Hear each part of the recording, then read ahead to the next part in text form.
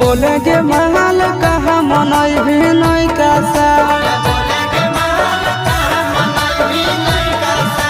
बोले गे महल कहा मनई भी नहीं कासा।